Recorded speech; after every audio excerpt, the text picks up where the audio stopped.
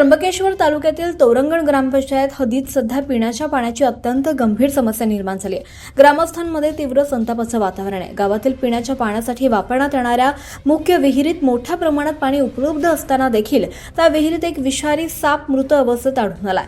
त्यामुळे पाण्याच्या सुरक्षेबाबत गंभीर प्रश्न उपस्थित झालेत। ग्रामस्थांच्या म्हणण्यानुसार ही बाब अत्यंत गंभीर असून ग्रामपंचायत प्रशासन आणि संबंधित कर्मचाऱ्यांकडून याकडे दुर्लक्ष करण्यात येत आहे। दूषित पाण्यामुळे गावकऱ्यांच्या आरोग्याला धोका निर्माण होण्याची शक्यता असून भविष्यात कोणतीही जीवितहानी झाल्यास त्याला जबाबदार कोण असा सवाल नागरिकांकडून उपस्थित केला। दरम्यान मे महिन्याच्या तीव्र उष्णतेमध्ये गेल्या 18 ते 20 दिवसांपासून गावातील पाईपलाईनद्वारे होणारा पाणी पुरवठा पूर्णपणे बंद आहे। जलजीवन मिशन अंतर्गत नवीन पाईपलाईन टाकण्याचे काम सुरू असल्याचं कारण ग्रामस्थांना देण्यात आलं। मात्र यापूर्वी व्यवस्थित सुरू असलेली जुनी पाईपलाईन अचानक का तोडण्यात आली याचं समाधानकारक उत्तर ग्रामस्थांना अद्याप मिळालेलं नाही। नवीन पाईपलाईन टाकण्यासाठी जुनी पाईपलाईन तोडणं आवश्यक होतं का? तसंच ही पाईपलाईन तोडण्यास परवानगी कोणी दिली याबाबत ग्रामस्थांकडून प्रश्न उपस्थित करण्यात येतात।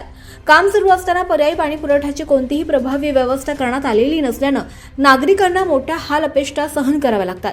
ग्रामस्थांच्या म्हणण्यानुसार ग्रामपंचायतीकडे पर्याय उपलब्ध असताना गावातील विहिरीमध्ये दररोज 2 ते 3 पाण्याचे टँकर टाकून पिण्याच्या पाण्याची व्यवस्था सहज करता आली असती। मात्र प्रशासनाच्या निष्काळजीपणामुळे नागरिकांना पाण्यासाठी वणवण भटकावं लागतंय। या गंभीर समस्येकडे लक्ष वेधण्यासाठी स्थानिक पुढाऱ्यांशी संपर्क साधण्याचा प्रयत्न केला असता संबंधितांकडून केवळ टाळाटाळ करणारे उत्तर मिळाल्याचा आरोप ग्रामस्थांनी केला। गावकऱ्यांची मागणी आहे की या संपूर्ण प्रकरणाची तात्काळ चौकशी व्हावी, दूषित पाण्याची समस्या त्वरित दूर करण्यात यावी, नियमित आणि सुरक्षित पिण्याच्या पाण्याचा पुरवठा तातडीनं सुरू करण्यात यावा, अन्यथा ग्रामस्थांकडून तीव्र आंदोलन छेडण्याचा इशारा देण्यात आला आहे।